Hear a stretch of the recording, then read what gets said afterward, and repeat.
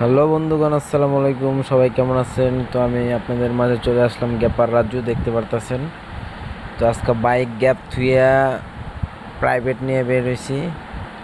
আমি সৌরভ আর সৌরভের আরও 2-3টা ফ্রেন্ড, ইমরান, মারফি।